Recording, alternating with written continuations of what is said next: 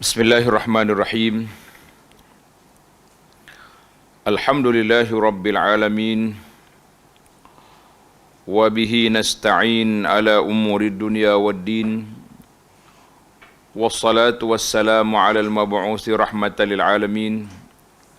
Nabiyyina wa habibina wa qudwatina Muhammad ibn Abdullah wa ala alihi wa sahbihi wa man walah, amma ba'du.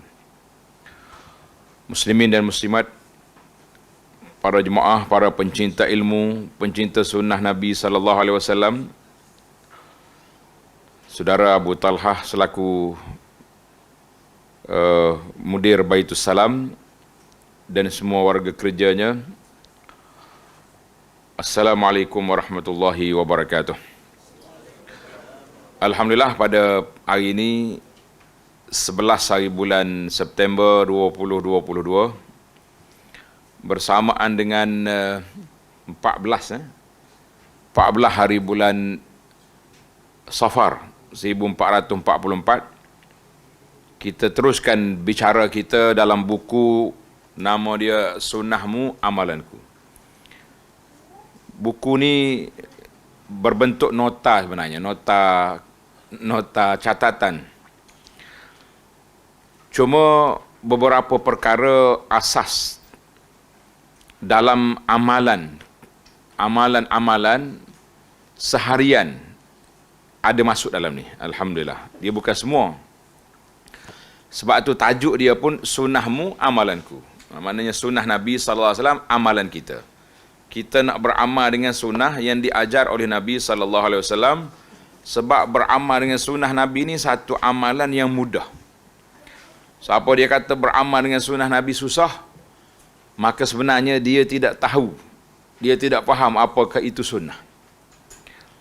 Dan sebahagian orang ni jadi takut bila sebut sunnah Nabi, takut, fobia dia dengan sunnah. Sebab apa agak-agak dia takut? Ini kena jawab ni, sebab ni banyak hadiah ni tak habis ni rugi. Kenapa orang takut bila sebut sunnah Nabi? Orang takut sebab besar sehingga tidak tertanggung. Ada orang cakap oleh kerana sunnah Nabi ni berat, jadi kita ambil hak tok ayah buat, hak tok ayah tu ringan. Saya kata para jemaah sekalian, itu adalah kata-kata orang yang tak nak beramal dengan sunnah. Dia lebih kepada, dalam bahasa kalau di orang putih, dia panggil, dia tuduh pada Islam ni teroris. Orang yang tak nak beramal dengan sunnah, dia kata sunnah tu berat. Sampai mereka tak boleh kita nak beramal sebab tak padan dengan kita. Para sahabat je boleh beramal dengan sunnah. Kitanya kena ambil orang tua-tua buat. Jadi bila timbul kata-kata macam ni, ana pun cuba tengok dalam suasana dunia kita ni, tengok hak Nabi aja paling banyak bacaan berapa? 100 je. Man qala subhanallah wa bihamdihi mi'ata marrah. Siapa dia kata subhanallah wa bihamdihi, sambil-sambil dengar tu ikut selalu. Biar boleh pahala banyak dah. Ni kita amali. Siapa dia kata subhanallah wa bihamdihi mi'ata marrah 100 kali, dihapuskan pahala, dihapuskan dosa dia berapa? Sebanyak buih di lautan. Banyak. Tapi bila kita pergi yang tok ayah ni, sampai peringkat juta-juta, ribu-ribu, kena pergi bertapa dalam gua.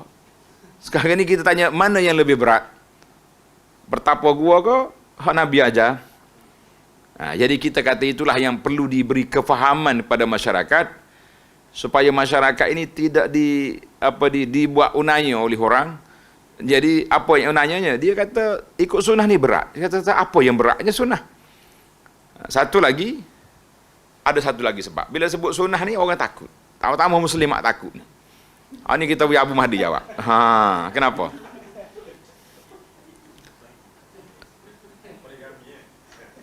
Orang salah guna ayat. Saya nak ikut sunnah ni. Ikut sunnah. Jadi oleh kerana Nabi kahwin ramai, kita kena kahwin. Dia ni muslimat yang tak setuju benar. Bila sebut sunnah ni, dia takut situ. Sebab yang menakutkan kita ni orang salah guna hujah tadi. Hujah tu salah. Menggunakan hujah yang karut menyebabkan orang fobia dengan sunnah. Jadi para jemaah sekalian, Bila kita sebut kitab kita ni sunnahmu amalanku, maknanya itulah satu perkara yang cukup simple, yang cukup mudah. Tidak ada perkara yang berat dalam kita beramal dengan apa yang ditinggal oleh Nabi sallallahu alaihi wasallam. Mudah kata? Tak. Maka ana pun tulis satu kata-kata. Ini kata-kata hak kita ni hasil daripada kita belajar hadis. Timbullah satu moto ataupun ucapan yang mudah, beramal dengan sunnah, hati tenang, pahala confirm. Ada ulasan dalam tajuk kita ni. Beramal dengan sunnah, hati tenang, pahala confirm. Sebab apa? Siapa nak jawab? Ini adalah kawak kita ni. Kena cakap belakang ni, tak boleh ada. Tak boleh. Bila kita kata beramal dengan sunnah, ini moto yang kita nak viralkan kepada masyarakat untuk menghilangkan fobia dia kepada takut pada sunnah. Itu kita kata beramal dengan sunnah, hati tenang, pahala confirm. Apa dia maksud? Ya. Ya. Jawapan dia kata syarat kabul amal tu dua, ikhlas dan ikut sunnah. Jawapan tu betul. Cuma kita nak fokus kepada tajuk kita ni. Beramal dengan sunnah ni, hati tenang, pahala confirm. Sallallahu alaihi wasallam buat. Jadi kalau orang tanya pun kita tak takut. Awak ambil di mana? Ini sanad dia. Daripada Abi Hurairah. Dikeluarkan oleh Al-Imam Bukhari, Tirmizi. Jadi kita ada sanad. Tapi kalau kita tak ambil orang sanad, kita kata apa? Mau ambil mana ni? Orang tu bui. Siapa dia bui? Kalau dia pun duduk garu kepala, tak ingat siapa dia dah bui ni. Ana sendiri terima satu sanad nak dengar cerita. Cerita hari ni menarik ni, kita bui sanad pula. Waktu ana naik kapal terbang dari Kota Baru nak pergi ke Beijing. Kota Baru di Kuala Lumpur dulu. Saya duduk sebelah dengan Allahyarham Tuan Guru Haji Husin, Pondok Lubuk Tapah. Haji Husin. Anak dia duduk di Husin tu. Dia kata anak nak ajar hantar satu bacaan. Bacaan simple ya, lebih kepada zikir. Dia kata boleh baca. Dia kata anak dia terima bacaan ni daripada tok guru dia ketika naik bas daripada Mekah nak pergi Madinah. Kata tok guru lagi tu, tok guru dia terima di atas unta waktu perjalanan dari Mekah nak pergi Madinah. Jadi anak hari ni siapa dia nak terima sanad ni kena naik jet dah lah. Paling tidak pun kalau KB Kota Kuala Lumpur ni kapal terbang kecil dah. Kalau nak terima ni kena naik business kelas ke depan boleh lah. Boleh. Kita kata mana dia naik untuk guru dia atas unta. Untuk guru dia pergi dia atas bas, dia pergi kanan atas kapal terbang Kota Baru Kuala Lumpur. Jadi kita nak pergi ni berkali Kuala Lumpur Jeddah kalau nak. Kuala Lumpur Jeddah naik hak bisnes lah, belakang-belakang tak apa nak pergi juga tu. Sini cerita selingan. Maknanya bila kita kata beramal dengan sunnah, hati tenang. Sebab apa hati tenang? Sebab yang kita buat ini mari daripada Nabi sallallahu alaihi wasallam. Ada sahabat saya ni tak apa tenang. Berlaku kes. Bila anak beri kepada dia kitab zikir pagi petang tu. Mana tu? Zikir pagi petang yang Telaga Biru tu. Kita nak tunjuk contoh. Dia kata macam tak berapa cukup garam. Kurang. Tak apa cukup garam. Kata, sebab baca zikir ni kat sekadar doa ya hak Nabi buat, terbang atas angin pun tidak, naik jalan atas air pun tidak. Jadi kurang. Dia pergi jumpa dengan tok ayuh mana tahu di tempat dia, boleh zikir hak kuat. Akhir sekali dia sakit, orang panggil gila isim. Masuk hospital 2 minggu kena ikat. Kalau tidak dia mengamuk. Panah tengok orang nak kalau bawa kereta nak langgar orang macam-macam dia punya penyakit. Bila dia sihat molek, saya pergi ziarah dia. Dia kata, Abu Anas minta maaf lah, saya ni sebenarnya overdose. Kata apa overdose? Sebab saya rasa macam kecil ya ustaz ajar ni zikir pagi petang, zikir perisa muslim ni macam tak kuat. Dia pergi jumpa dengan tok guru dia hak kuat lagi. Hak power maknanya baca zikir ni kalau tembok pun tak meletup. Tak loop. jadi gila isim. Dia sendiri mengaku, dia kata, oh bodoh lah saya ni ustaz, tak ada apa dah. Lepas tu, kita balik semula aku zikir ni lah, selesai masalah. Itu je masalah kita. Jadi kita kata, bila kita kata beramal dengan sunnah, hati tenang. Sebab apa kita tenang? Sebab semua bacaan kita ada sandaran. Daripada Nabi SAW dengan sanaknya, daripada Imam Bukhari, Imam Tirmizi, imam-imam lain, contohnya Ibn Sunni dalam kitab dia Amalul Yaum. Mana kita rasa senang, sedap hati. Sebab ambil mana ni? Habis macam mana awak boleh confirm pahala? Ni pun ada orang pertikai juga. Itu kita jawab lah hari ni.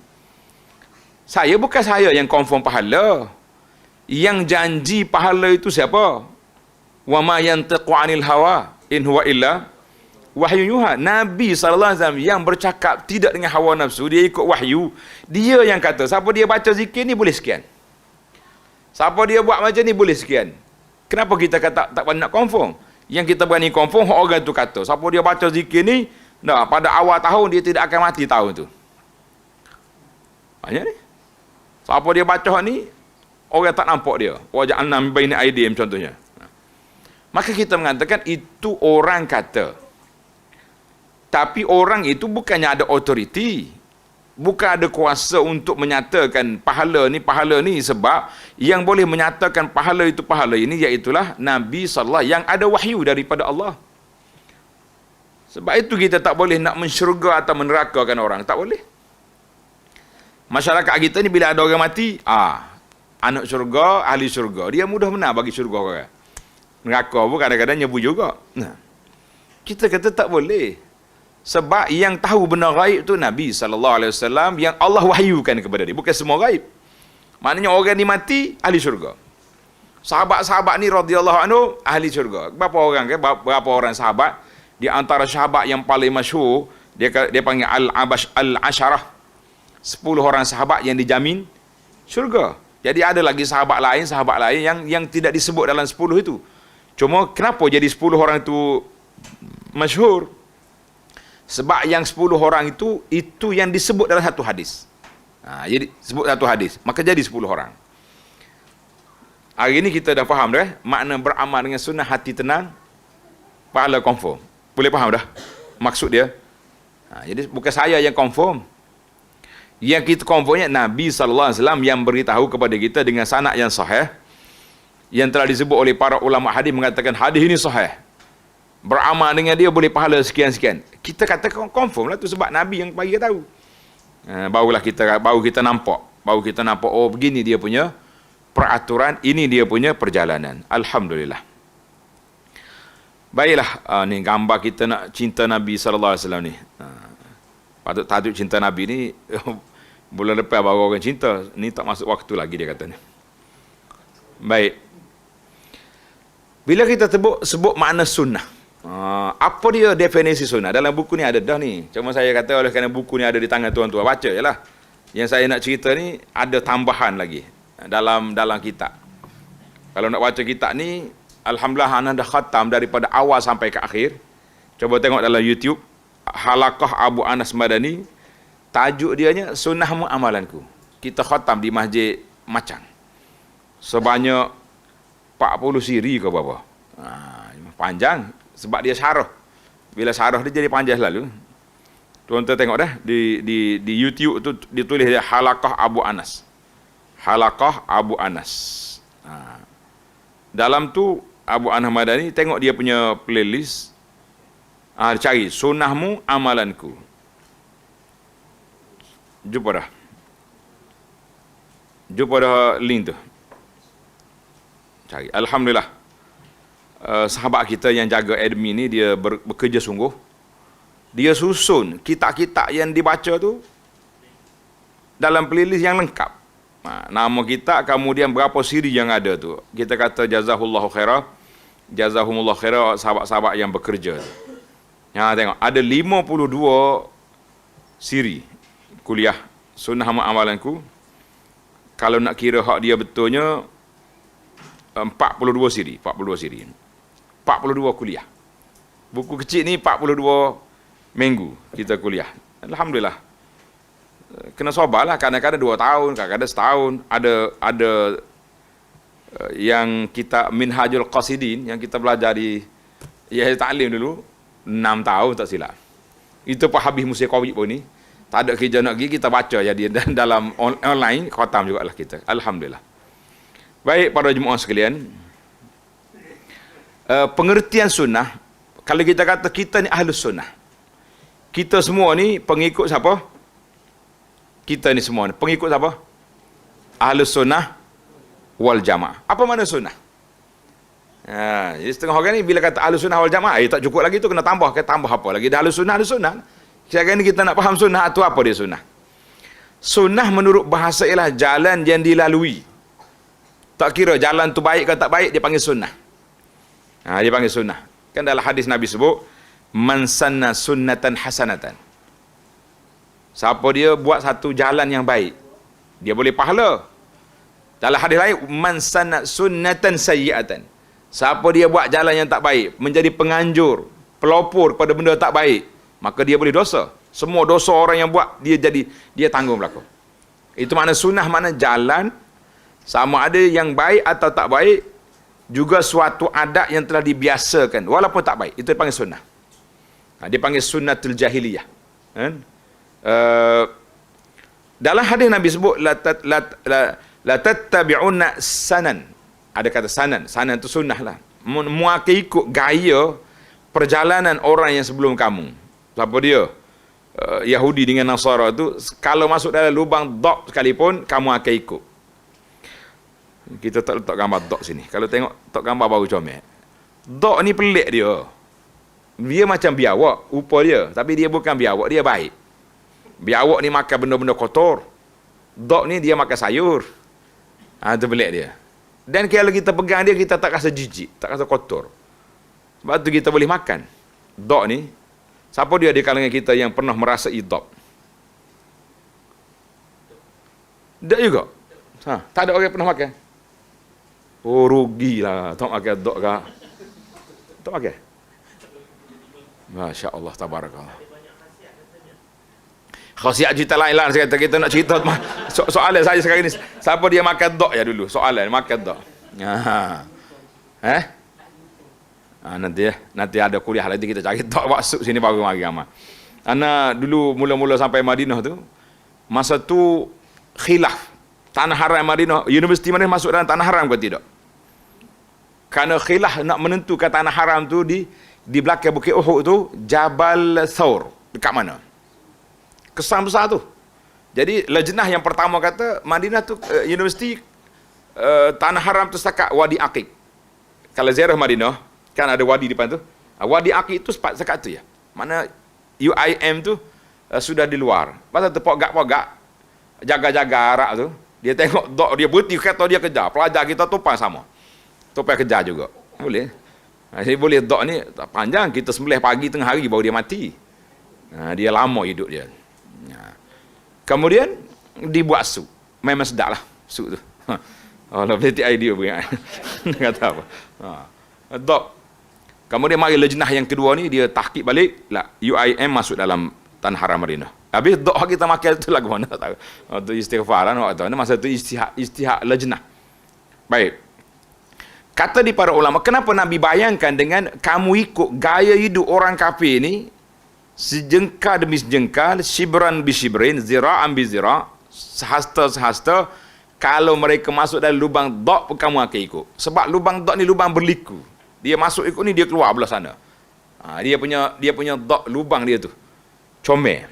Tu orang tengok ya dalam YouTube, cari lubang dok keluar. Memang bijak lah dok ni. Sebab tu kita kena makan dia. Artinya umat Islam ni akan ikut sedikit demi sedikit, satu demi satu. Bila mari zaman kita hari ni, dia panggil zaman globalisasi. Zaman apa ni? Globalisasi. Betul tak? Zaman kita ni zaman globalisasi kan? Apa makna globalisasi? Globalisasi mana apa? Lama tak sebut kali, tak ingat dah dia. Dunia tanpa sempadan.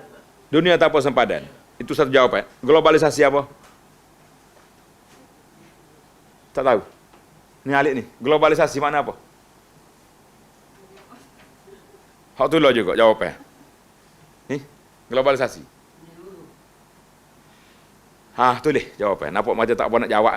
Tulis jawapan dia. Makna globalisasi yang ditakrifkan, yang didefinisikan oleh Syekh Dr. Wahbah Az-Zuhaili. Sami'tu bi uzunayya, saya dengar dengan telinga saya sendiri live ketika dia datang ke Universiti Melaya beberapa puluh tahun dulu. Masa tu ada seminar antarabangsa tentang kepimpinan Islam apa benda. Dah ingat ke? Budak-budak belakang ni. Tak apa ingat ni. Jadi masa tu anak balik cuti, orang ajak pergi UM, ada seminar. Bila Dr. Wahbah kata, aku nak bagi kamu definisi tarikh globalisasi, kita ni buka pen selalu. Nak catat ni, nak ambil sanak ni daripada Syekh tarikh. Buka ke pen tu. Bukan. Syekh kata apa? Globalisasi ni maknanya orang putih, orang barat nak suruh kita buat apa yang dia buat. Dia nak suruh kita pakai apa yang dia pakai. Nak suruh kita makan apa yang dia makan. Kita pun letak pen, pakai tak tulis. Ingat selalu dalam kepala. Ingat. Globalisasi. Sekarang ni, juhradab, lubang dab yang dibuat oleh barat. Kita masuk tak masuk? Masuk habis. Masuk habis. Pakaian. Awak pergilah di mana ujung dunia sekarang ni. Di kampung ke, di bandar ke, di tempat orang asli ke, sama dengan UK, sama dengan New York, sama dengan apa ni, berapa di atas dunia ni. Sama pakaian. Itu sudah berjaya. Makanan sama. Cuba bawa balik anak atas kereta. Ni kat depan ni ada orang jual pulut ni. Pulut lepar ke, pulut dakak ke tak. Agak-agak bangun ke budak tidur? Tak bangun. Tapi kalau bangun tengok tu. Kepala orang tua kat depan tu. Kedai ayam kan kepala orang tua tu. Celek mata selalu. Abah berhenti. Yang masalahnya, ni, waktu tu saya pergi ke ada restoran Malaysia dekat depan Kaabah. Atas Safwah tu. Tengok dalam menu dia, hot dog. Kata mu makan bukan di Mekah ni. Dog. Makan. Makan juga kita makan. Hot dog makan. Makan juga. Tak ada aku nak. Kadang-kadang kita berletih lah. Sudah balik kuliah. Abah, berhenti sekejap. Nak pergi beli hot dog. Abah kata aku 2 butir. Abah dia tu lebat baru sudah kuliah ni makan hot dog. Kita kata subhanallah. Kita kalau dog mari depan tangga kita samuk tepat. Ni makan ni macam mana? Maknanya mughaffalin kata. Dan kalau Ibnu Jauzi tulis apa ulama dulu tulis akhbarul hamqa wal mughaffalin ni. Khabar-khabar orang yang tak cerdik dengan orang yang lalai ni. Maknanya mughaffal kita sampai mereka nama-nama yang haram itu, najis mughalazah itu dimasukkan ke dalam kedai-kedai umat Islam, dalam kampung, dalam bandar, bahkan restoran depan Kaabah pun ada. Kita kata apa benda ni? Bukankah itu juhradabin cara kita? Tukar je nama kepada benda yang halal. Kenapa nak letak kekalkan nama benda orang tak makan tu? Definisi sunnah pun tak habis lagi kita ni. Baik. Definisi menurut sunnah, menurut istilah ahli hadis, semua perkataan yang dipindahkan, semua perkara yang dipindahkan, mana diambil nuqila daripada Nabi SAW, sama ada perkataan, perbuatan ataupun takrir. Apa makna takrir? Penetapan, persetujuan. Mana sahabat buat depan Nabi, Nabi kita setuju. Maka itu dia panggil sunnah. Ada hak duk jauh tak nampak slide ni. Kita duk suka sini ya. Coba tengok muka surat X. Berapa dia orang baca lagi tu? XIV. Jumpa dah. Dalam buku ni, buka. Ada yang belum ada buku? Ada. Baik. Tengok dalam tu sudah ada dia punya definisi tu, ada. Ada. Jadi ulama hadis kata makna sunnah itu segala perkara yang diambil daripada Nabi sallallahu alaihi wasallam melalui perkataan, perbuatan ataupun takrir. Takrir mana hak Nabi kita setuju. Contoh takrir ni, ada sahabat dia makan dog depan Nabi. Cerita dog hari ni. Saya kena cari sungguh nampak. Bila dia makan depan Nabi, Nabi tak makan. Jadi sahabat terkejut. Rasulullah, haram ke? Nabi kata, tak. Aku tak biasa makan. Jadi kita pun kalau benda kita tak biasa, tak boleh nak marah. Ada kawan saya duduk ngaji Marino sampai habis. Tak boleh minum laban. Yogat. Tak boleh minum, dia kata tak sedap. Kita pula kalau tak minum yogurt, tak boleh duduk, kita rasa tak puas hati dah kita ni. Dia tak boleh minum. Ada tak boleh makan buah kurma sampai hari ni pun ada. Dia kata apa mas? Dia tak boleh nak kata. Jadi Nabi kata aku tak makan dok sebab tak biasa di tempat aku. Orang Mekah tidak popular dengan dok. Itu dia panggil takrir. Mana Nabi kita tengok, Nabi tak larang, itu mana Nabi kita memperakui. Banyak lagi lah contoh-contoh lain. Kita pun bukannya kuliah ulum hadis hari ni. Kuliah kitanya nak tahu sunnah muamalanku.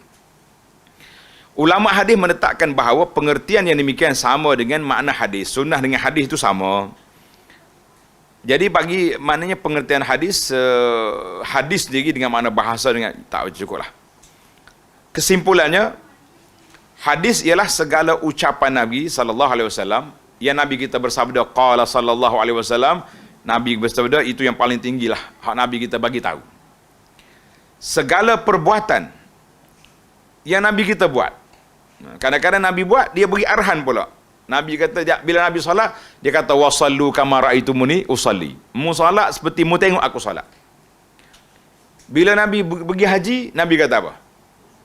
Khuzu anni manasikakum. Mu ambil hajimu tu mengikut apa yang aku buat. Ataupun keadaan ahwalun Nabi sallallahu, bagaimana Nabi kita tidur, dia tidur sebelah kanan, atas pipi ke ni, macam tidur mayat dalam kubur tu.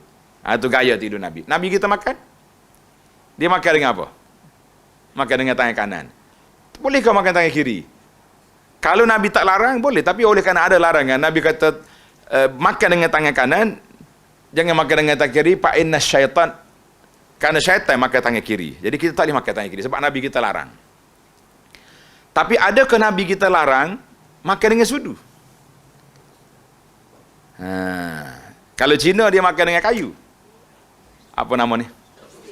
Ni Allah, bila sebut cerita kayu ni, kita cerita ingat masa lagi melawat Cina dulu. Tadi lah, sambung cerita Haji Hussein tadi. Kita ni belajar lah nak kepik ambil makanan ni, cocong tak lekap. Mari budak pelayar hak Kedah ni, dia minta, ingat ke nak daurah sikit, nak ajar cara makan ni. Dia pegang kayu tu, pong, dia cocong atas roti tu, dia pegang. Alah, kata tak cerdiknya kita, kau duk kepik je. Bila kita cocok atas roti, dia lekat lah sini. Pakai ambil makan, dia pola, dia tak makan. Alah, kata dia, buat kita ni kat, ada benda kita kena cerdik. Tujuan kepik ke, tujuan kita pacak ke, tujuannya nak ambil ke mulut. Mau buat lagu mana, pasal ke siapa? Dia panggil matlamat menghalalkan cara. Dalam bab makan minum tu lah. Dalam bab nak bab apa ni, bab harta dosa halal haram tak boleh. Maka Nabi SAW, semua keadaan dia menjadi sunnah. Tapi kita akan bagi pula lepas pada ni. Maka masuk dalam pengertian keadaannya segala yang diriwayatkan dalam buku sejarah, seperti hal kelahiran Nabi SAW, tempat tinggal dia dan segala pertalian, semua ini termasuk dalam perkara dia panggil sunnah. Cuma para jemaah sekalian, kita kena ingat sunnah tu terbagi kepada dua pula. Satu dia panggil sunnah tasyri'iyah. Ini yang kita duduk di sini. Satu dia panggil sunnah tasyri'iyah. Tulis ni. Lepas ni nak tanya ni. Mana sunnah perundangan. Hak Nabi kita bagi tahu siapa dia buat ni dan Nabi suruh buat macam ni, itu dia panggil sunnah perundangan. Yang ni confirm boleh pahala kalau kita buat. Satu lagi dia panggil sunnah jibilli. Sunnah kehidupan sebagai seorang manusia. Nabi kita makan. Nabi suka makan apa? Dia makan roti. Kalau makan kambing, dia suka makan katif. Bau tu. Sedap daging situ. Kalau pergi makan, dia panggil menatai. Kedai menatai tu. Orang baca sebenarnya baca apa? Men 8. Tapi kita orang Kelantan ni MENE, menatai selalu pakai menatai. Dia pun makan lembu ke menatai. Kalau pergi makan situ, kita masuk sekali pakai undur ke belakang selalu. Besar ni RM400 boleh makan sekampung. Apa makan. Dia kata, kawan-kawan kita, dia kata, ustaz kena try agak sekali. Kata tak apalah, dalam sejarah hidup ni biar ada rasa juga. Tapi bimbang juga. Sebab bimbang kepada ayat latus alunna yauma izin anin naim. Allah, kamu akan ditanya dengan nikmat yang Tuhan bagi di akhirat esok. Mau makan besar ni 400 orang. Kalau mau makan sekampung cukup. Nah, 400 RM400 tu boleh makan satu keluarga kita boleh makan. Tapi tak apalah, dah orang banyak duit silakan, saya tak pertikaian tu. Cuma kalau nak ajak pula tu kita fikirlah nak pergi ke tak segitu. Waktu pergi ke Jepun dulu, ke Jepun, ada sahabat kata, ustaz kena try kot sini sikit sushi. Dia kata daging ni kita letak atas lidah tu pakai tak kunyah, dia larut gitu ya. Enggak kita pun moga takutnya tipu dah, takut nampak tak cerdik kita ni, kata teras. Dia ambil. Letak tu, kena kunyah juga. Dia bukannya air batu. Alah macam ni. Nanti lah. Aku tak dah cerita banyak ni, nak pergi ke sunnah Nabi sallallahu alaihi wasallam. Mana Nabi kita sallallahu alaihi wasallam, dia tidak larang makan dengan gerfu, makan dengan kayu. Yang Nabi larang makan dengan tangan kiri. Nah, itu tak boleh. Ada satu seminar persidangan antarabangsa. Saya tak sebut nama universiti. Jadi anak ni pergi, dia suruh bentang tajuk kepentingan pengajian ilmu turas di Malaysia. Kita betul.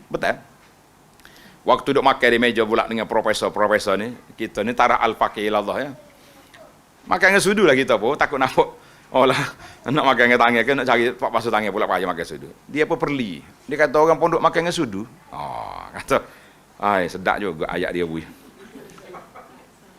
Jadi anak pun kata dia ni cari pasal profesor ni. Dia orang besar-besar tidak dimakan dengan dia. Kalau protokol gerpu kanan deh, sudu. Tak ingat ada kita tak aja mengaji kan ni. Gerpu kiri. Pisau kanan. Jadi cocok mana ni? Tu pun. Dia makan kot ni. Kita kata tak ada dalam hadis Nabi makan. Nabi larang makan dengan garpu ke makan dengan kayu. Hak Nabi larang makan dengan tangan kiri. Fa inna syaitan ya'kulu bisima, yang makan tangan kiri itu syaitan. Dia pakai senyak. Kawan kita sebelah ni congek-congek dia tu. Seluruh kisah nyanyi ke profesor tu. Kata dia kau aku sangat kata cari pasal pagi ni. Kita bukan macam tu. Makna hak Nabi sallallahu ada orang sebut tak. Nabi dia makan kurma ya. Memang Nabi makan dengan 3 jari, tapi dia makan buah kurma. Tak okeylah makan buah kurma nak cekok gini. Dengan 3 jari sesuai lah tu. Tapi kalau makan nasi 3 jari, pagelak tak habis. Boleh makan nasi dengan 3 jari? Boleh lah, tapi agak lama cakap menunggu lah kita. Kena 5. Maknanya kita, dalam bab sunnah jibili, dalam masalah makan minum, yang tidak ada tasyrik, perundangan, tak apa kita boleh makan. Nak makan apa saja. Nabi makan roti, kita makan nasi, tidak bercanggah. Yang pentingnya, makan jangan banyak, makan baca bismillah, makan dengan tangan kanan. Itu dia panggil sunnah Nabi SAW. Sama juga dalam bab masalah pakaian. Sekarang ni kita duduk sibuk. Pakai jubah ni, sunnah ke tidak? Pakai serban, sunnah ke tidak?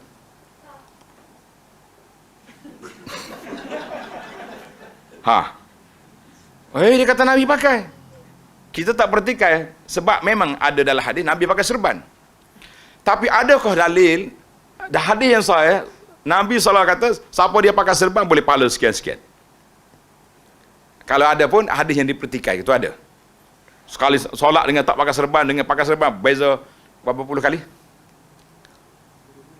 70 ke berapa kali? Kayu hak siwak satu.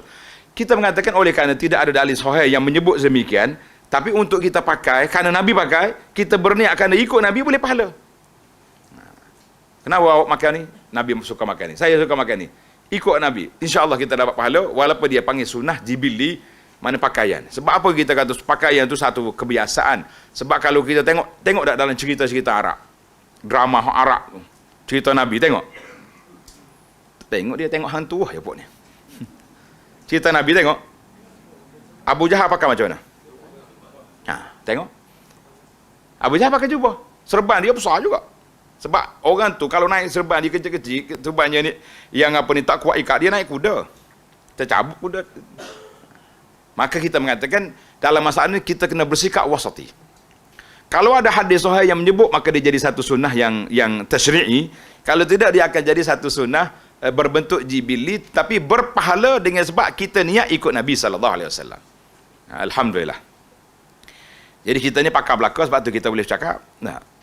Hak tak raja saya, tak raja pakai topi. Kalau orang ibu ambil sahaja, tak pakai. Sebab tidak biasa. Macam Nabi tak pakai dok adilah. Tapi kalau baca dalam kitab lama, jangan main. Dalam kitab-kitab tua, kitab-kitab Jawi lama, dia panggil cepiau. Cepiau ni, nak dengar kata saya dengar. Termasuk dalam perkara yang kena istighfar kalau pakai cepiau. Sebab masa dia tulis kitab tu, yang pakai cepiau ni penjajah. Orang putih, pakai orang barat. Siapa dia ikut man tashabbiha biqaumin, jangan ada hadis dia kemah. Siapa dia ikut perbuatan kaum, dia jerat. Tapi bila kerana masa sudah berubah, topi ni tidak lagi jadi satu pakaian orang putih. Tok Arab hak jaga Kaabah pun pakai topi. Jadi kita boleh pakai topi jugalah. Cuma bagi setiap orang tu dia ada cara sendiri. Saya sendiri saya tak pakai. Piyah kita pakai, tapi topi kita tak pakai. Baiklah. Para jemaah sekalian, itu definisi jelas. Kemudian kita pergi kepada tengok faedah mengamalkan sunnah, baru masuk nombor 1. Tengok dalam kitab ni. Siapa ada kitab sunnah amalanku, buka muka surat 1. Muka surat bab 1. Bab yang pertama, faedah beramal dengan sunnah Nabi sallallahu alaihi wasallam. Yang pertama, anda nak ringkaskan. Mahabbatullah li 'abdihil mu'min. Siapa dia beramal dengan sunnah Nabi, orang itu akan mendapat kasih sayang Allah Azza wa Jalla. Allah sayang kepada dia. Sebab Tuhan kata, wa ma taqarraba ilayya bi syai', ma taqa ilayya 'abdi bi syai'. Tidak ada seorang yang menghampirkan diri kepada aku dengan sesuatu lebih daripada dia beramal apa yang diperintahkan oleh Allah Azza wa Jalla. Jadi kita dah. Siapa dia nak suruh Tuhan sayang? Nak ke tidak kita? Beramal dengan apa yang difardukan oleh Allah Azza wa Jalla. Amalan fardu lah amalan yang paling utama. Cuma kita kadang-kadang kita lebih besar hak sunat daripada hak fardu. Berlaku ke tidak benar ni? Contoh, bila? Ramadan. Macam mana contoh dia tu? Silakan. Kuat sikit. Wih, perlu kita minum air dah bila dengar jawapan. Bismillah.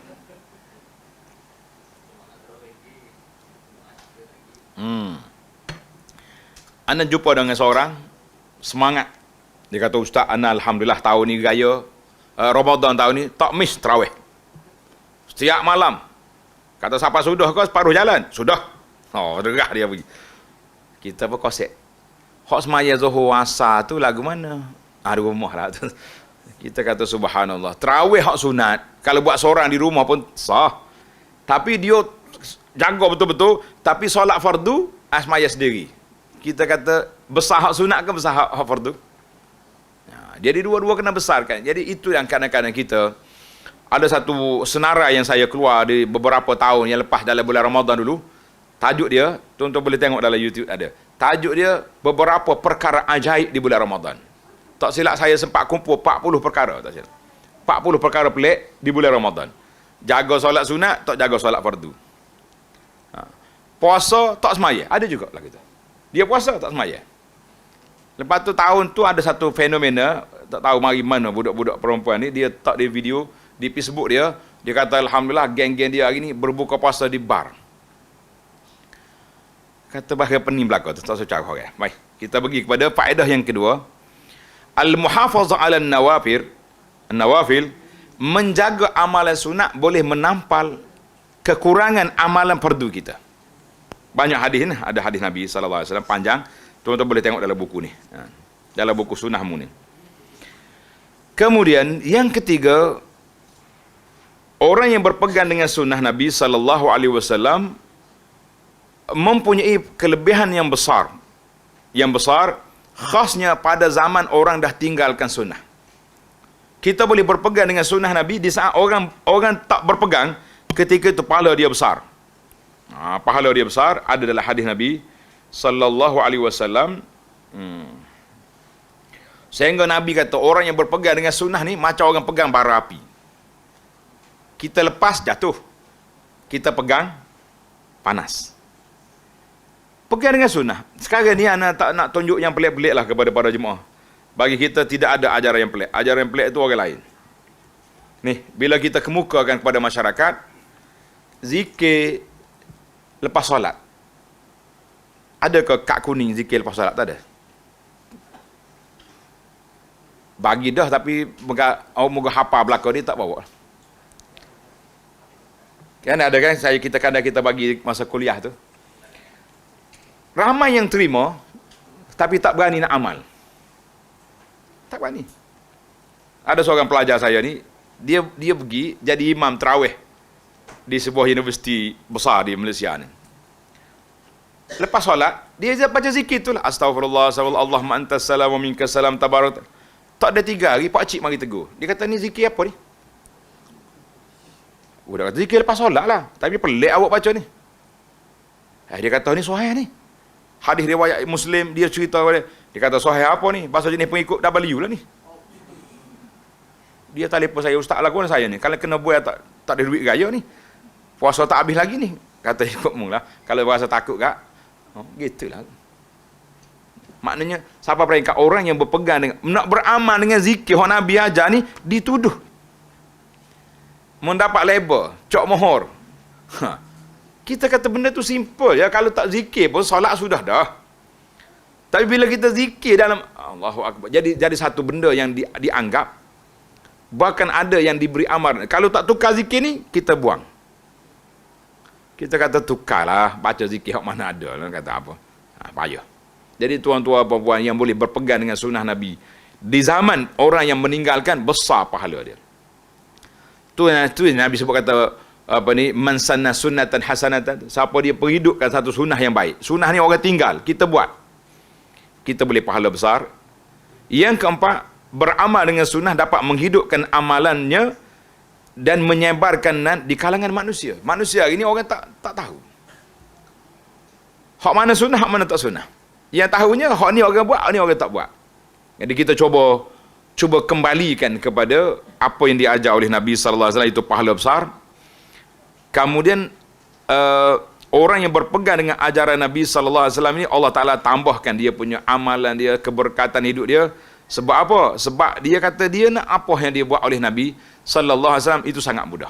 Tuan-tuan jangan takutlah, teruskan dah.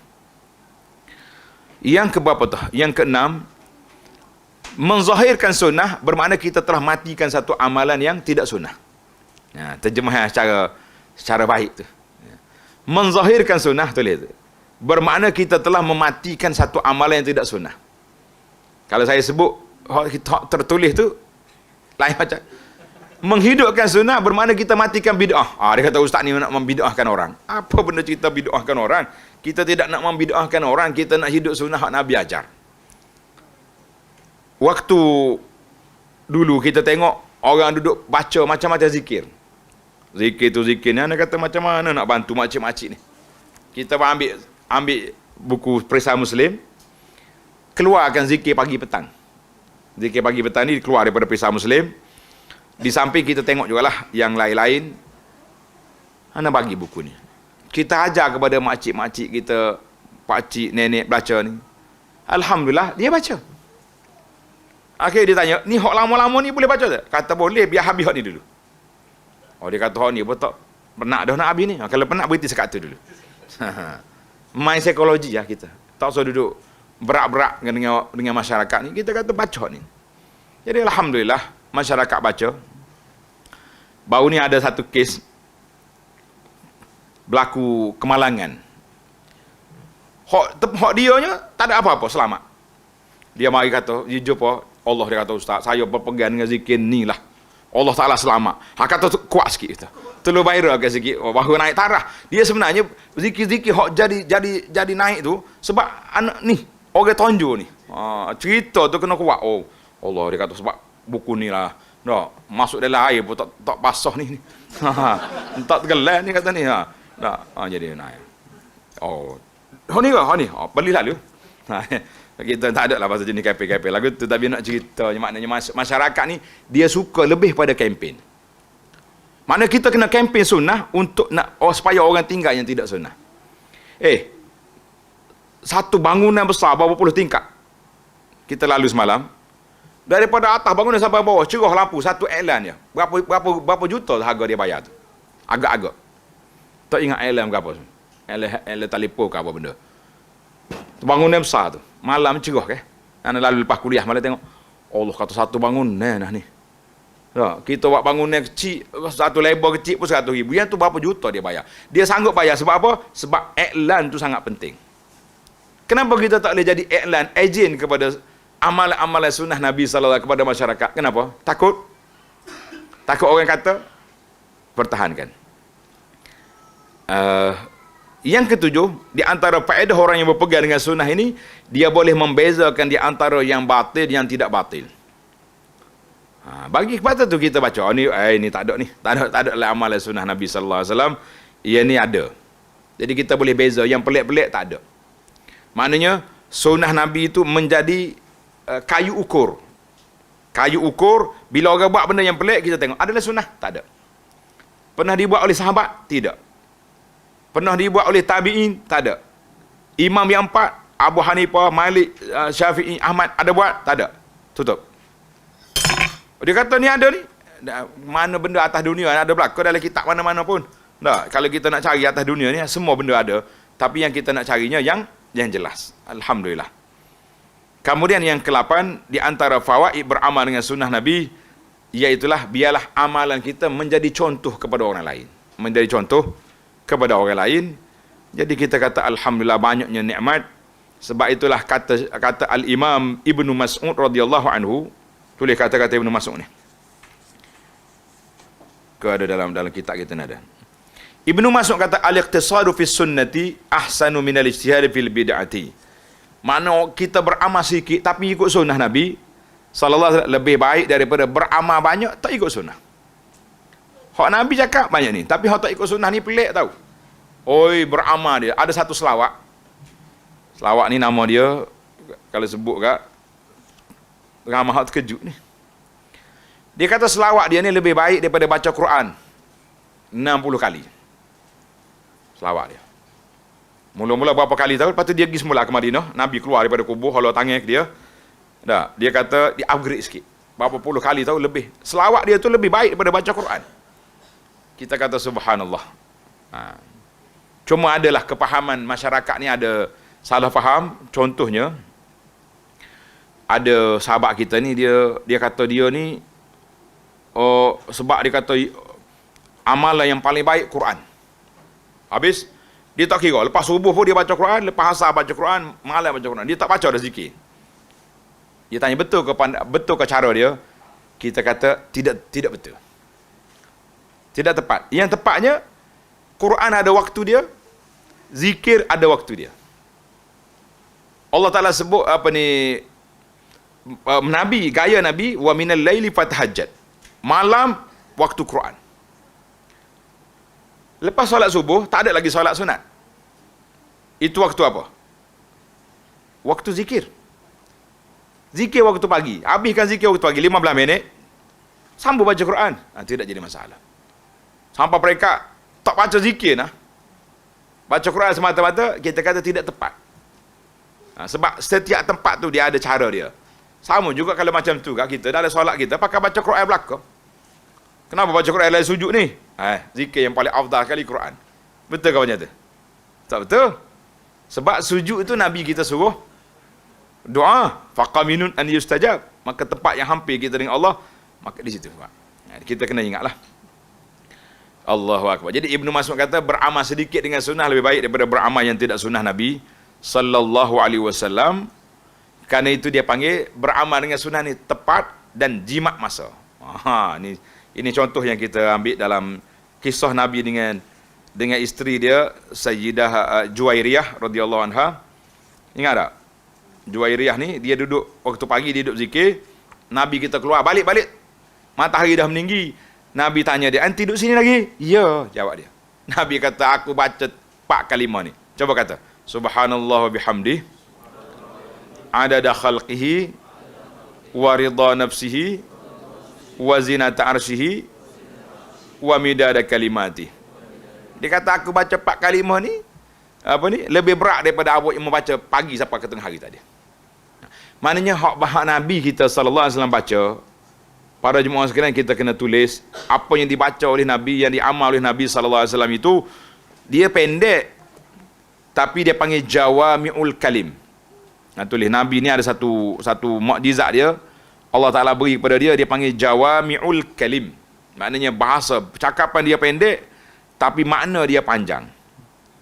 Orang lain tu baca panjang, makna pula tak ada. Bukan tak ada, mana sikit. Nak cari susah. Sebab itulah Allah Ta'ala, Nabi kita sallallahu dia ajar zikir yang pendek-pendek je.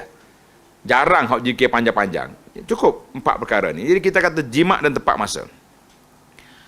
Dan bahayanya orang yang meninggalkan sunnah Nabi SAW ni satu bahaya.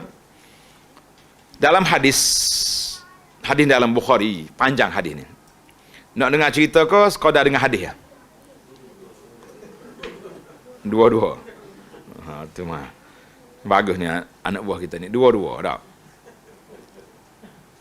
Nabi SAW dia pergi duduk di perkuburan Baqi'.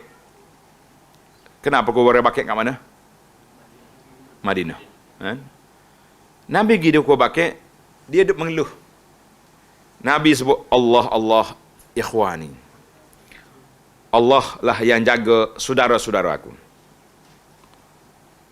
Sahabat-sahabat yang ada terkejut. Ya Rasulullah, alasna ikhwan, bukankah kami ni saudara? Nabi kata bal antum ashabi. Kamu ni sahabat aku. Bukan sekat saudara, sahabat. Mana sahabat tu saudara lah. Jadi saudara tu siapa? Saudara aku iaitulah orang yang belum datang. Dia mari, dia tak jumpa dengan aku tapi dia beriman. Kita ni masuk ke tidak? Alhamdulillah. Allahumma ja'alna minhum, daripada saudara yang disebut oleh Nabi SAW. Jadi sahabat tanya, ya Rasulullah, kaifa ta'rifuhum? Macam mana Rasulullah boleh kenal mereka? Belum pernah jumpa, macam mana boleh kenal?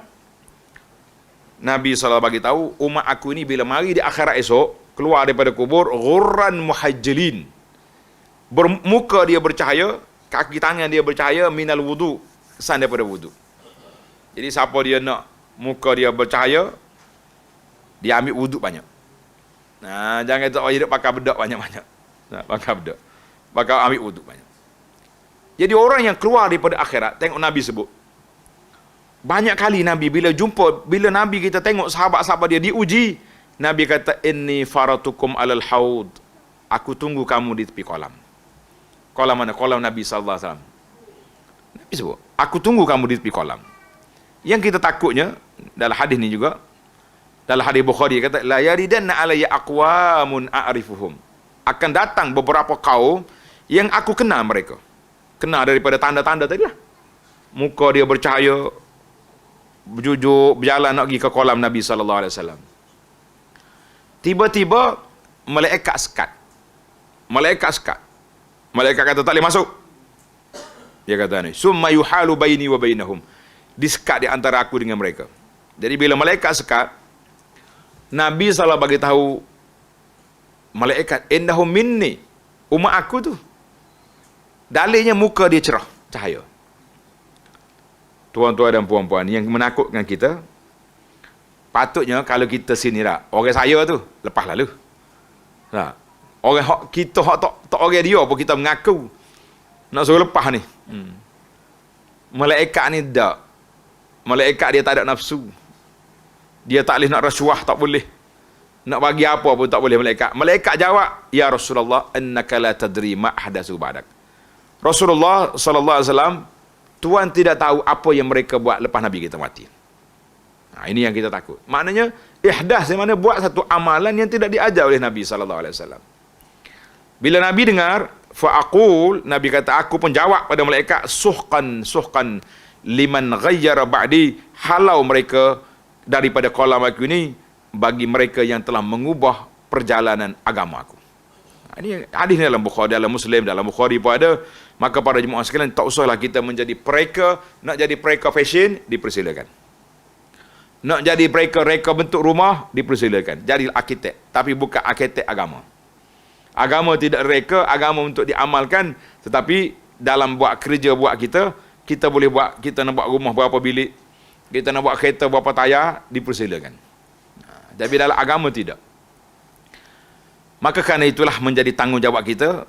Alhamdulillah sekarang ni ada sahabat-sahabat kita yang telah buat satu apa ni, aplikasi apa dia tulis ni, kempen semak status hadis sebelum sebarkan. Mana kita boleh semak hadis ni sahih ke tak sahih. Tapi masalahnya hadis yang pelik-pelik tak ada dalam ni, tak masuk dalam kempen semak. Tak perlu sampai tarah dia. Banyak sangat hak pelik. Masyarakat kita ni dia kira asal ke jumpa hadis kat pakai hadis. Hadis ni ustaz. Ada seorang tu dia jawab. Kita kata hadis ni palsu ni. Oh, dia kata palsu pun hadis juga. Ana pun sahabat gurau-gurau lah. Kita kata, ya akhi, mana boleh hadis palsu dengan gigi palsu disamakan? Gigi palsu kalau kita ada, comel juga tak? Pada duduk rongok gitu tu. Rongok kau orang panggil? Rongok. Bahasa Melayu kata orang. Pada duduk rongok gitu, baik kita ada gigi palsu. Tapi hadis palsu ni tak boleh pakai, bukannya macam gigi palsu. Dia boleh sama gigi palsu dengan hadis palsu. Boleh? Tak boleh. Ini satu perbuatan yang tidak baik. Maka, qala ahadus salihin, dengan ni kata-kata seharusnya, siapa dia tak tahu. Yang penting orang soleh kata, al-yawm afdalul jihad huwa ihya'u ilmi sunnah. Sekarang ini jihad yang afdal, iaitulah menghidupkan ilmu sunnah Nabi sallallahu alaihi wasallam. Li'annahu bisababi qillati man yafham. Dengan sebab tak ramai orang faham sunnah, maka banyaklah orang yang sesat. Jadi kita kena belajar ilmu sunnah Nabi sallallahu alaihi wasallam itu supaya masyarakat boleh faham, masyarakat boleh tahu ini sunnah, ini tak sunnah. Cuma cara kita olah tu jangan baiklah, dengan baik. Baik para pelajar sekalian. Ambil gambar lambat tulis tu. Tak? Boleh? Sempat? Maka kata di para ulama lain pula, dia kata cinta hakiki, semua cinta membuktikan, membutakan, dia panggil al-hubbu a'ma. Bahasa Melayu pun ada juga, cinta itu buta. Betul? Illa, ulama kata illa, kecuali cinta kepada Nabi sallallahu alaihi wasallam, dia tak buta. Sebab cinta Nabi membuat para ulama bertungkus lumus mengumpul, mengkaji, meneliti dan memisahkan antara hadis sahih dan hadis palsu. Kitab-kitab hadis ialah bukti cinta mereka yang berkekalan hingga ke hari ini. Kerana itu cinta Rasul dan hadis palsu merupakan dua perkara yang sepatutnya saling bertentangan. Ini cinta Nabi, bawa mari hadis-hadis palsu dalam majlis kita. Tak cukup hadis palsu, bawa gendang lagi pukul. Allahu Akbar. Awal kita nak buat cinta hakiki. Sekarang ini kita kena sebarkan cinta hakiki kepada Nabi sallallahu alaihi wasallam, iaitulah dengan kita cinta, belajar sunnah Nabi, kita beramal dengan dia, barulah kita namakan ahlus sunnah. Baru ni orang Arab mari. Dia tanya, sini mazhab ahlus sunnah? Kata, alhamdulillah. Kalau ada Syiah pun seorang dua yang itu pun orang tak cara mana, tapi ada juga. Aku nak tanya mu, dia kata. Kata, silakan. Dia tanya depan ustaz ni. Kalau kapur tak dia tanya dah. Dia kata, puak-puak mu ni, berapa orang ada khatam sunan sitah? Berapa orang ada yang khatam 6 hadis utama sunnah Nabi? Senyap belakang tak apa nak jawab. Kita bisik dengan Syekh. Dia orang ni takut riak, Syekh tak jawab tu. Syekh pun senyum. Malis ya, malis. Mana malis tu tak apalah. Aku tahulah tu tak ngaji tu. Berapa orang yang khatam Riyadhus Salihin? Alhamdulillah ramai kat tangan. Kita kata mujur Syekh. Aku sendiri bukan sekat belajar, aku mengajar Riyadhus Salihin khatam kita. 2 kali khatam dah kita. Alhamdulillah. Kita rakaman tu ada belakang, tuan-tuan boleh ambil. Riyadhus Salihin ni kita rakam mula-mula separuh. Lepas tu mula-semula balik. Alhamdulillah rakaman penuh ada. Ada 100 berapa CD tau, banyaklah.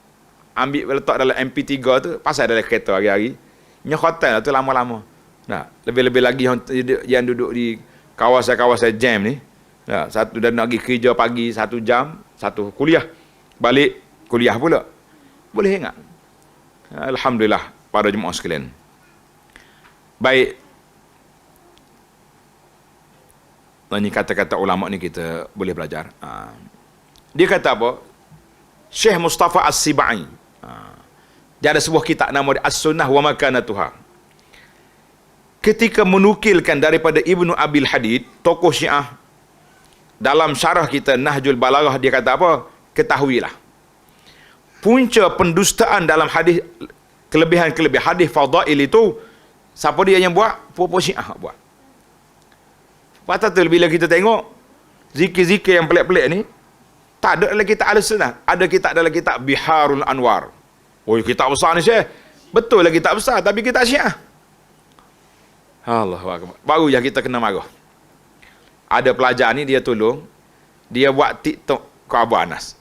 Ada TikTok lah kita. TikTok Abu Anas. Tengok. Mana ada TikTok cari. TikTok Abu Anas. Jumpa.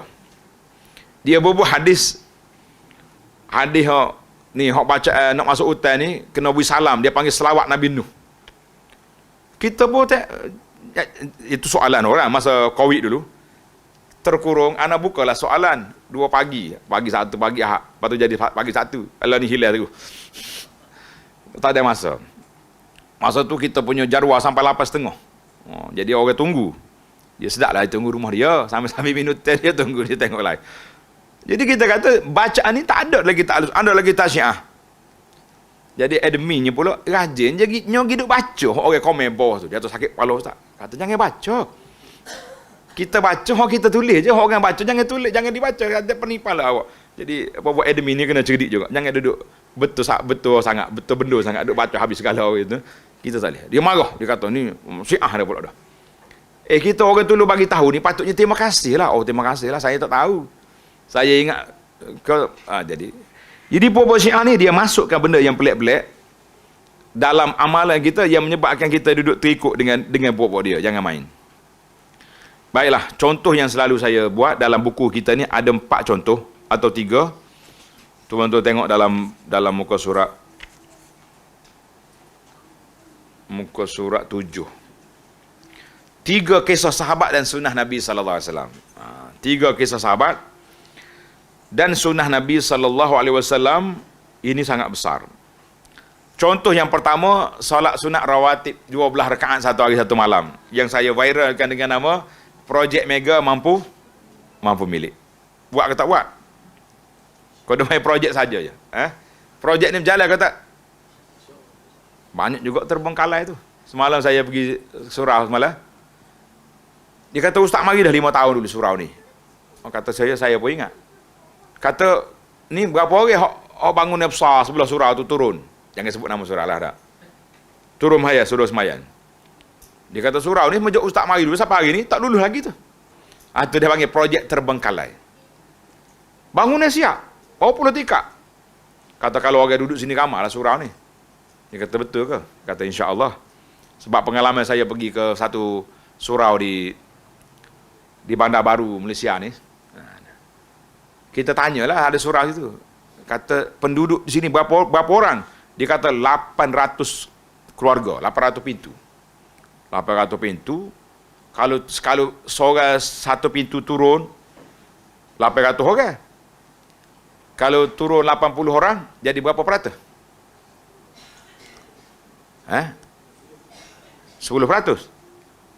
Kalau turun 5 orang, pagi tu saya solat subuh 5 orang. Imam dia, bila dia, kita, Abu Anas ni, lepas tu sahabat kita, tuan rumah, lepas tu ada Bangladesh orang. Muju ada Bangladesh, jadi 5 orang. Kata tak cukup 1% nah ni, macam mana mah? Allahu Akbar, tuan-tuan. Ini di antara bala akhir zaman. Sebab itulah kita yang boleh sampai ke masjid bila orang azan tu, bersyukurlah kepada Allah SWT. Mana Tuhan panggil kita.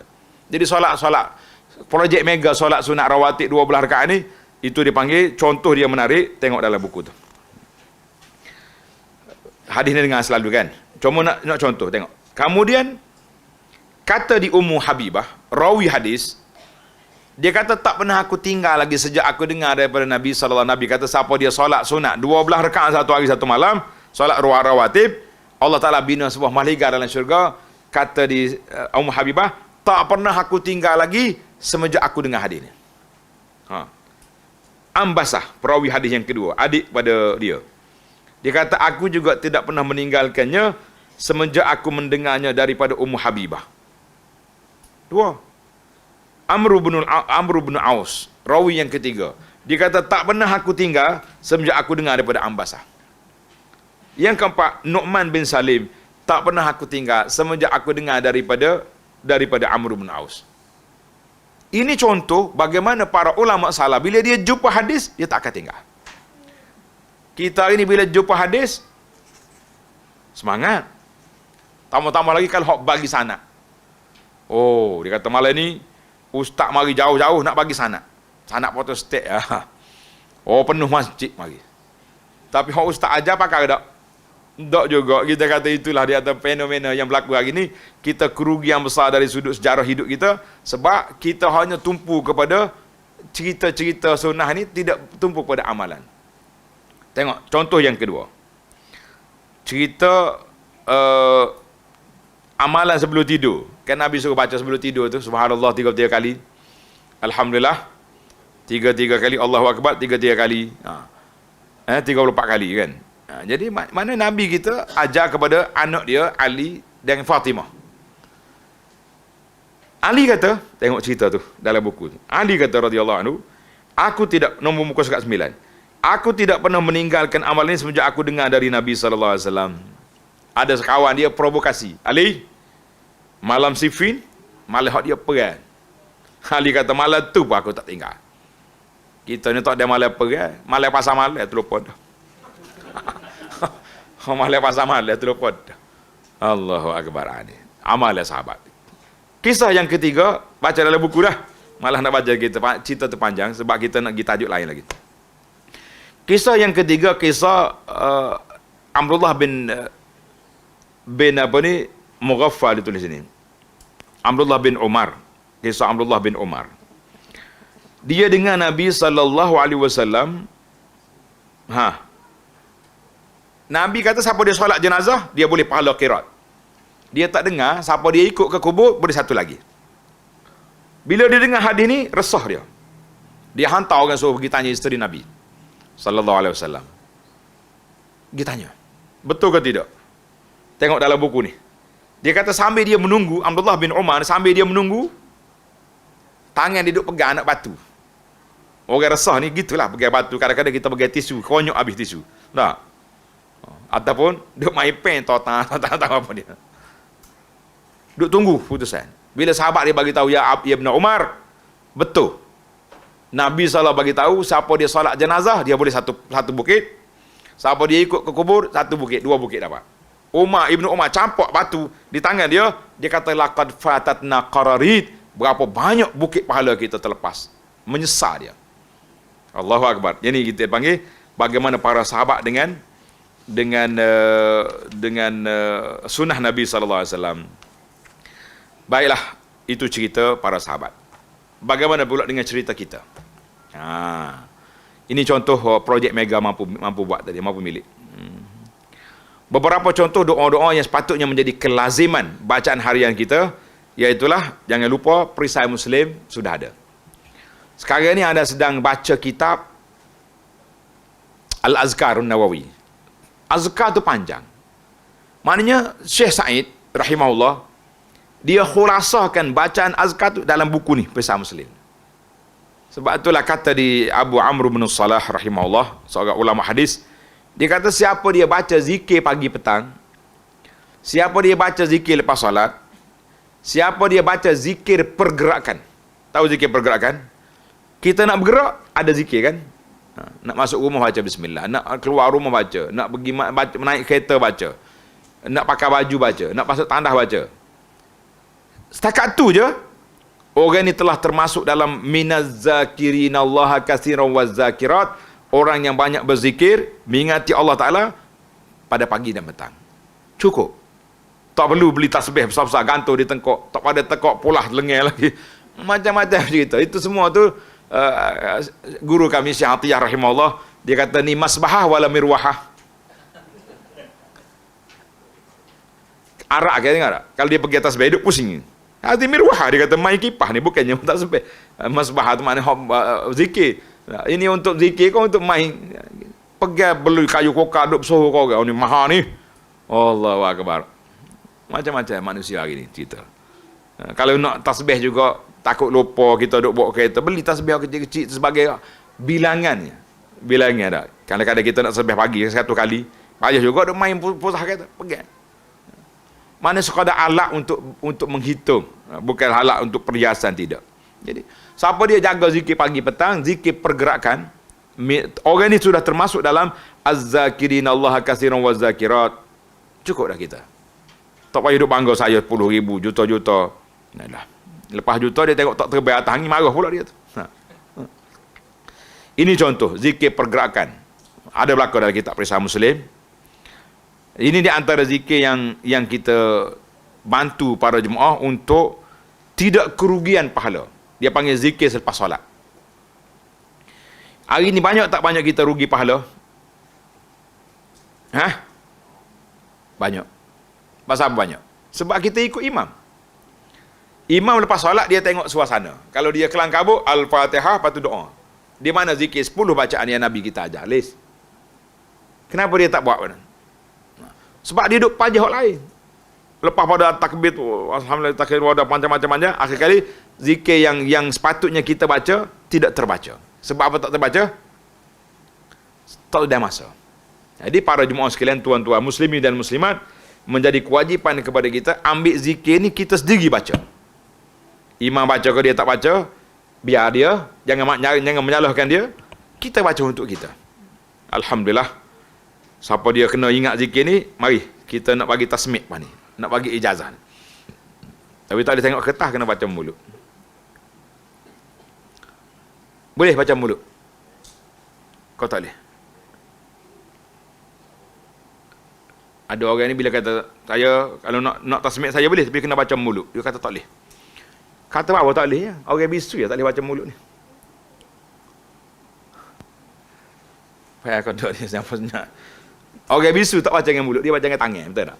Orang yang boleh tak bercakap, baca dengan mulut. Baru ni ada satu jemaah tu, kita gorang dia, kita kata, nak ikut saya boleh, tapi makan sendiri. Udah pakej bayar dah ni, tak kira bayar dah apa, makan sendiri. Dia kata pakej apa? Bayar makan sendiri ni. Dalam ramai-ramai tu sore awak cerdik. Betul lah ustaz, takkan ustaz nak suap. Oh lah kata. Oh lah jangan lambatnya nak boleh kau dia apa nak boleh kau nakak tu lambat dia. Makan sendirilah kita nak. Makan sendiri. Alhamdulillah. Baik. Nampak ngatuk kita makan sendiri dulu sebentar. Ini zikir waktu pagi, zikir waktu petang. Semua tu dah ada dalam kitab kita. Ada dia panggil zikir tanpa waktu, tanpa sempadan, seperti zikir 4 kalimah. Coba kata belakang. Subhanallah, kata. Alhamdulillah. Wala ilaha illallah. Wallahu akbar. Ingat zikir ni. Siapa kata tak ingat zikir ni, tak boleh balik hari ni. Semua ingat belakang dah. Tapi yang tak ingatnya apa? Nak berzikir tak ingat. Pasal apa tak ingat? Sebab tidak ada connecting. Apa tak ada connecting? Hati tu tak ingat kepada zikir. Ia ingatnya benda lain. Di antara lagi, iaitulah membaca Quran. Itu zikir yang paling afdal sekali, baca Quran. Namun kita tidak nafikan bahawa tidak semestinya kena baca Quran semua. Ada waktu dia, waktu Quran, ada waktu zikir. Dalam pergerakan kita kata Alhamdulillah. Dan juga di antara amalan sunnah yang kita kena buat lagi, iaitulah jaga solat yang fardu berjamaah dan jaga solat sunat baik-baik. Kemudian di antara amalan lagi, iaitulah berpuasa sunat. Ni kita tak kempen puasa sunat yang Nabi kita bagi, tapi duk kempen benda-benda lain ni. Awal bulan Muharram, awal bulan Rabiul Awal kena puasa sunat. Sunat macam-macam sunat ada. Hak kita buat tak ingat. Pasal itulah masyarakat kita dia tak ingat hak sunat Nabi. Dia ingat orang lainnya. Hari Ashura 10 Muharram, hak Nabi kita suruh apa? Puasa. Kau suruh kacau surah. Ada pak imam anjur majlis mengacau bubuk Ashura. Mengacau ni mula lain tak? Orang Kelantan kata kuca ni apa?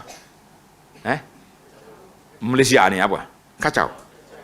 Kalau kacau tak apa, mengacau itu bahaya. Semalam ada orang nak kecek Kelantan. Dia kata ustaz kita nak kecek ustaz. Itu bahaya. Kecek mana lain? Kalau kecek mana Kelantan? Kalau nak cakap kecek. Tu orang suruh belajar Kelantan dia tak sih. Nah, Allah, ada sahabat saya dulu, orang negeri lain, dia duduk kawan dengan kita, dia mengaji Madinah, dia balik cuti kejap Kelantan dengan mak dia. Mak dia apa cakap? Mu jangan nikah orang Kelantan. Allah sudahlah, dia kata ustaz, tak boleh nikah orang Kelantan. Dia pergi nikah orang Besu. Kejap Kelantan juga. Pandai anak dia pun. Baik, boleh cara ni. Cerita lama-lama ni. Kita juga di antara sunnah yang kita kena buat bersedekah. Jangan lupa buat sedekah. Satu lagi yang kita nak fikir, iaitulah tentang hubungan di antara kita sama-sama kita. Kita ni kadang-kadang bila cakap bab sunnah, kita duk nampak orang salah ya. Orang ni tak sunnah, orang ni tak sunnah. Kita jangan lupa salah satu daripada sunnah yang besar, iaitulah sunnah perhubungan di antara kita sama-sama kita. Perhubungan kita dengan adik-beradik. Hubungan silaturahim mesti dirapatkan. Kalau ada benda yang tak kena, diperbetulkan. Dia contohnya adik-beradik kita ni banyak ikut ajaran yang pelik-pelik. Kita pun janganlah duduk kata dia, mu ni puak-puak mu ni tak ada harapan dah ni. Kena halau daripada kolam Nabi dah puak dia ni.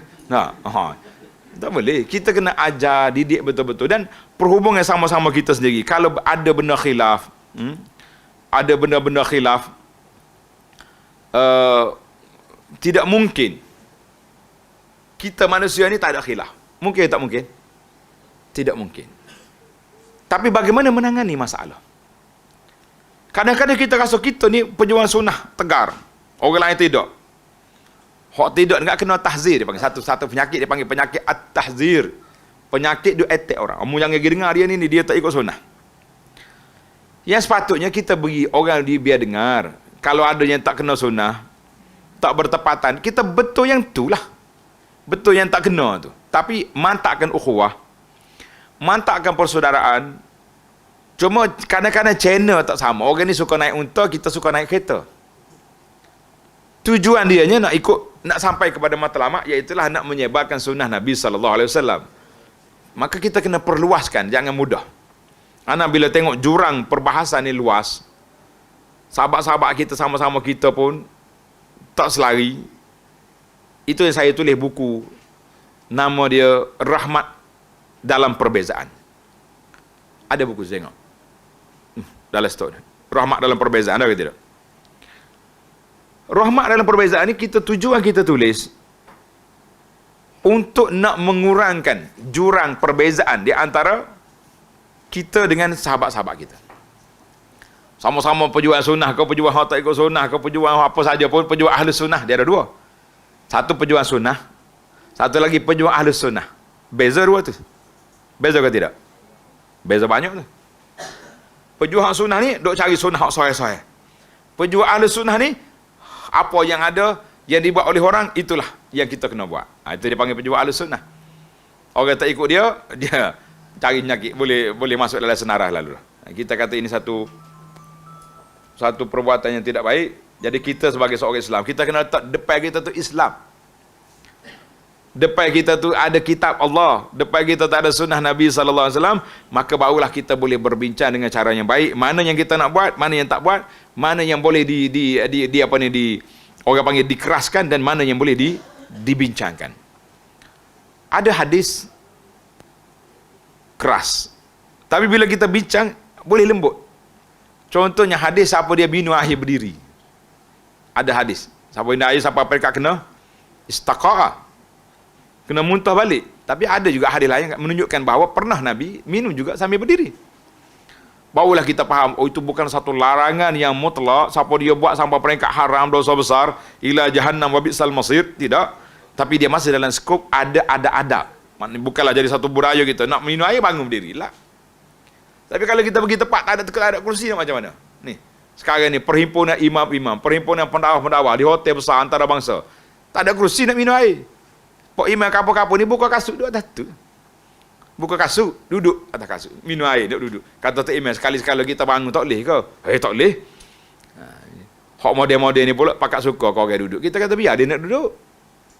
Itu hak dia. Tapi kita yang tak mau duduk ni tak. Jadi ada juga dalil-dalil lain.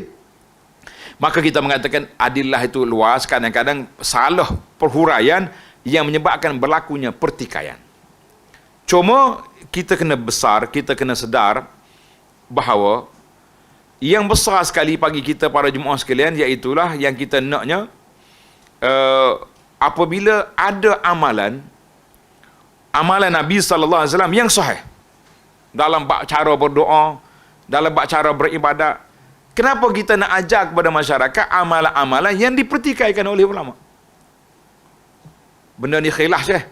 Sedap dia ayat dia. Benda ni khilaf je. Kata benda khilaf tu lah kita tak mau khilaf. Hak tak khilaf ada, kenapa nak ambil yang khilaf? Itu jadi masalah. Contohnya zikir pas solat. Cara kita nak berdoa. Doa, wa iza sta'anta fasta'in billah. Bila nak minta dengan Allah. Tiba-tiba mari orang ajar, pergi minta dengan orang mati. Dia kata benda ni khilaf. Kalau hak tak khilaf ada tak? Ada. Apa dia? Minta terus dengan Allah. Khilaf tak khilaf? Kenapa pergi cari yang risiko? Sebab itulah di antara senarai hitam saya tu, salah satu daripada tuduhan dia, kita tengok dalam tuduhan tu, dalam internet ada, dia kata Abu Anas ni mensyirikkan orang tawasul. Mensyirikkan orang tawasul. Kita kata baca biar betul tulisan saya tu. Kita bawa dua pandangan. Ada ulama yang kerah menentang, ada ulama yang kata khilaf. Tiba-tiba bila dia nak nyanyikan kita, dia ambil yang tu, itu yang diviralkan, itu yang disenaraikan. Kita kata orang ni, insya-Allah tak lama lagi kita berjumpalah. Orang yang buat senarai-senarai itu, dia pun akan jumpa juga depan dengan kita, dengan depan Allah, tak jumpa atas dunia. Ada seorang pegawai pembesar negeri yang mengeluarkan senarai itu, bila keluar senarai, kebetulan dia ni kawan dengan keluarga saya. Sama-sama mengaji di sebuah universiti terkemuka dari dunia. Sebut nama lah ni tak boleh sensitif. Kata mu, WhatsApp dengan dia, nak bawa Abu Anas pergi jumpa awak. Tuduhan ni tak betul. Dia WhatsApp. Dia jawab, tak mau jumpa. Senarai dah keluar, tak mau jumpa. Macam mana tak jumpa? Awak buat tuduhan tu pun tak jumpa dengan dia. Pakai senarai gitu ya. Ikut orang tunjuk. Dia pun tak mau jumpa. Saya kata, boleh tak WhatsApp sekali lagi? Minta tolong. Dia kata, boleh. Bukannya payah tulis WhatsApp. Mu tulis dengan dia, kalau tak mau jumpa di dunia, Abu Anas nak jumpa di akhirat. Dia pun tak jawab. Bermakna dia setujulah tu. Maknanya senarai hitam yang dia buat, sampai hari ni, ramai ni, ahli-ahli jemaah kita ni, bila dia post link kuliah subuh kita, orang yang tak setuju, dia hantar balik senarai tu. Ni, macam mana mau ikut? Kata dia tafsir, dia bukan tawassus ni. Ada yang berkelahi, ada yang tak berkelahi. Kita kata tak usah kelahi lah. Dunia ni kecil. Setakat nak berkelahi tu boleh je. Jadi kita, mana amalan sunnah kita sama-sama kita mantapkan keluarga kita, amalan kita dalam kehidupan pergaulan kita, pergaulan anak-anak kita, biar jelas bahawa inilah masalah-masalah yang timbul. Sunnah ni bukan duduk dalam bacaan zikir saja, dalam pergaulan, dalam berpakaian, dalam apa saja pun kita mengatakan semuanya sunnah yang diajar oleh Nabi sallallahu alaihi wasallam. Maka para jemaah sekalian, saya break setakat itu dulu. Bila kita bincang apa yang kita nak tanya, soal-soal jawab boleh kita bincangkan insya-Allah. Sekian.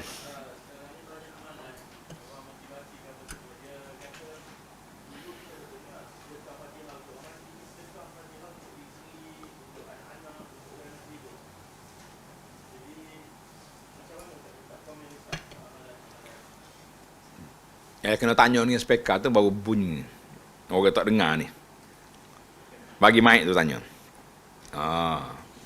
Tanya pun kena berani. Ni setengah orang tak boleh tanya. Baik. Ada soalan lagi silakan.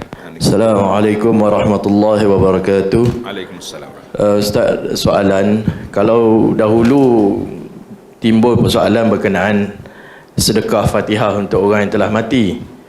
Jadi sekarang ni timbul pula, mungkin dia pakai motivasi kot, sedekah Fatihah untuk diri sendiri, untuk anak-anak. Yang ni untuk orang yang masih hidup pula. Dia macam-macam fadilat yang dia bagi lah. Jadi mohon komentar Ustaz untuk amalan ini. Alhamdulillah, ini di antara sebagaimana kata Ibnu Mas'ud, tulis kata-kata menarik Ibnu Mas'ud ini, kan min muridil khairi lam yusibhu. Menarik. Berapa ramai orang nak benda baik tapi tak kena cara. Kan muridil khairi lam yusibhu. Dia nak benda baik tapi cara tak kena. Ahli-ahli motivasi ni kadang-kadang ada yang tak mengaji agama secara mendalam, ada yang juga yang agama, cuma dia rasa, pagi-pagi kita kena sedekahkan Fatihah untuk kita. Kemudian kita sayang kepada sahabat kita, WhatsApp dia, saya dah sedekah Fatihah untuk awak. Orang ni dia bukan nak suruh sedekah Fatihah, dia nak ajak makan roti canai pagi-pagi. Kita kena beza Amalan-amalan yang kita buat sendiri, tak payah kita sedekah pada kita. Macam saya ambil duit RM10, kita berdiam. Tak, saya dengan ini saya sedekahkan duit RM10 kepada saya. Kita buka dompet, masuk balik. Cerdik tak cerdik? Orang tengok apa pening, dia kata, ni apa benda dia ni? Hai, tak cukup ubah. Maknanya kita jangan buat benda yang tidak ada dalam sunnah Nabi SAW. Awak baca Fatihah tu automatik lah boleh kepada kita pahala tu. Cuma kalau kita nak beri pahala kepada sahabat-sahabat kita, kita doakan dia. Dalam hadis Nabi yang sahih, Nabi kata, ad-du'a'u bi zahril ghaib. Siapa dia sayang kepada saudara dia, hendaklah dia doakan kepada saudara dia di sebalik tabir. Maknanya dia tak tahu pun kita doa untuk dia. Ketika itu malaikat akan mari duduk belakang kita. Malaikat kata amin. Kamu juga dapat apa yang kamu doakan itu. Maknanya bila kita doa kepada saudara kita, sekaligus kita mendapat pahala dan didoa oleh malaikat kepada kita. Kita dengar sahabat kita ni tak sihat, kita doa, ya Allah isfi wa anta syafi, sembuhlah penyakit sahabat kita ni. Malaikat mari tu, Allah Taala sembuhkan penyakitmu. Kita dengar sahabat kita ni susah, stres, macam-macam penyakit ada, ataupun kesempitan hidup, duit, kita doakan minta Allah Taala rezeki kepada dia. Malaikat mari, Allah Taala perluaskan rezekimu. Suka tak suka kita? Tapi tak ada pun Nabi kata pagi-pagi hantar Fatihah ke orang tu orang ni. Ini cerita apa benda yang bila inilah dia panggil rekaan. Duk buat benda yang tidak diajar oleh baginda Nabi sallallahu alaihi wasallam. Pagi-pagi Abu Bakar sedekah dah Fatihah ke Umar. Kira la. Masyarakat ni dia lebih-lebih sedekah Fatihah kepada Nabi sallallahu alaihi wasallam. Al-Fatihah. Baca. Sudah. Ada dalam hadis, dalam kitab kita ni, kita Ahlus Sunnah wal Jamaah ni. Dia kata orang yang sedekah kepada Nabi sallallahu alaihi wasallam itu, iaitulah seolah-olah macam kita ni budak kecil mari sedekah duit kepada kita. Kita orang kaya. Logik tak logik? Budak mari, pakcik saya sedekah ke pakcik. Nah. Kita orang rendah nak sedekah kepada Nabi sallallahu alaihi wasallam. Nabi tak suruh, yang Nabi suruhnya ikut apa yang aku buat. Cuba tengok dalam kitab tu.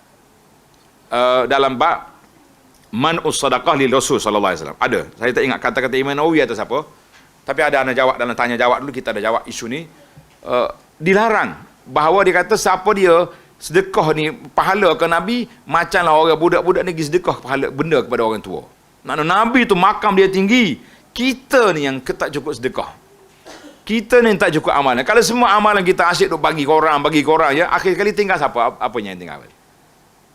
Ada majlis duk bagi pahala, jadi kita tinggal apa?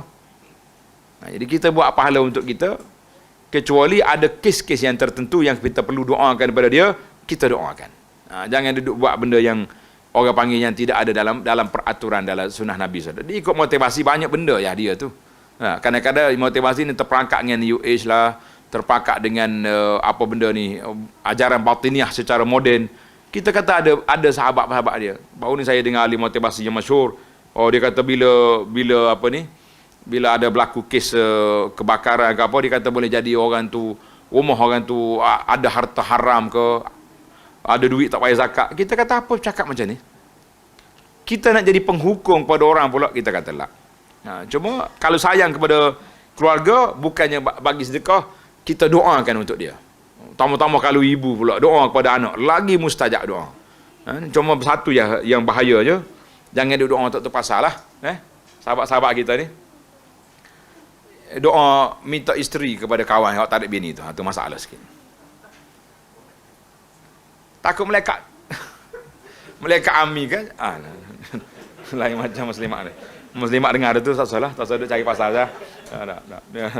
Dia ada ami belakang ni, malaikat mari ami, boleh kamu juga. Jadi kerja. Baik, setakat tu dulu ulasan kita kepada tajuk sedekah pahala Fatihah. Sedekah pada diri sendirilah, sedekah pada orang tu orang ni, kita kata lah, nak sedekah duit, pahala-pahala itu Allah Taala beri. Kadang-kadang pahala dia mari kita bersebab. Bila kita ajar Quran kepada orang semua, dia baca Quran tu pahala mari kepada kita. Kerana itu Nabi sallallahu alaihi wasallam mempunyai pahala yang paling banyak sekali. Siapa? Nabi. Sebab apa? Semua umat ini lalu ikut mana? Lalu ikut lorong Nabi sallallahu alaihi wasallam. Itulah yang disebut dalam hadis, bila mati seorang anak Adam, kecuali 3 perkara, di antaranya ilmu yang bermanfaat, ia dia sebarkan kepada orang. Kita bagi ilmu bermanfaat. Silakan, ada lagi soalan? Fadal.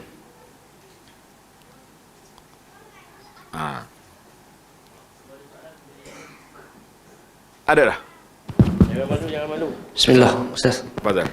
Dalam satu hadis daripada Sa'ad bin Ubadah radhiyallahu anhu, dia pernah berkata kepada Nabi, "Inna ummi qad matat. Afatasaddaqu anha?" Sesungguhnya ibuku telah pun wafat.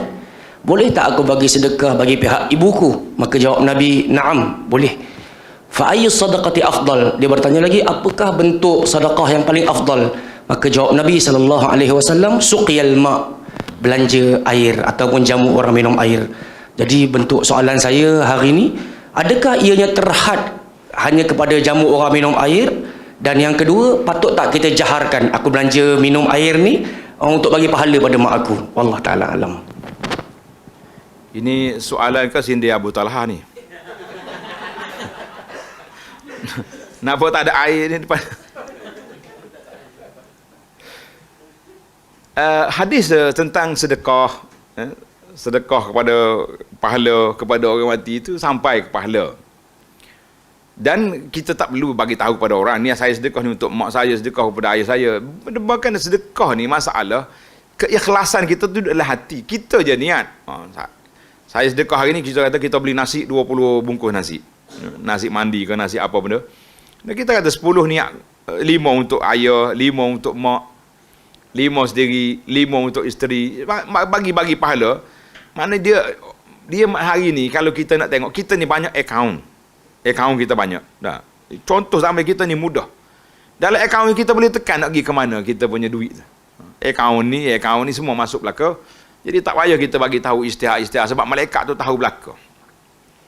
Bahkan orang nak banyak apa ni istihad ni, dia nak ambil perhatian orang ya. Oh, dia ni di antara contoh anak yang baik dengan mak ni. Walau tak ada orang dia tak pun tak cara-cara ke mak dia pun. Mana nak tunjuk. Mana dalam masalah keikhlasan kita tidak perlu bagi tahu, cuma masalah pahala ni benda tak nampak, benda ghaibi, kita kena niat barulah pergi kepada orang tu. Kalau tidak, semua jadi hak kita belaka. Jadi dalam bab sedekah, bab apa ni, itu jelas memang ada hadis yang ditanya oleh para sahabat tentang apa yang aku boleh buat setelah mak aku mati. Ada dalam hadis tu Nabi sebut mau boleh sedekah pada dia, boleh apa. Jadi kita katakan alhamdulillah para jemaah sekalian, kita jangan banyak terlalu memperluaskan benda yang tidak terlalu luas. Ni apa benda semua kita nak buat bagi pada orang belaka, kita kata itu di antara perkara yang merugikan kita, dan kadang-kadang dia lebih daripada hak yang diizinkan. Wallahu alam. Mana Mahdi ni? Berapa kita dah boleh nak bagi dah ni? Baik, ada lagi soalan yang terakhir lah kalian. Sila.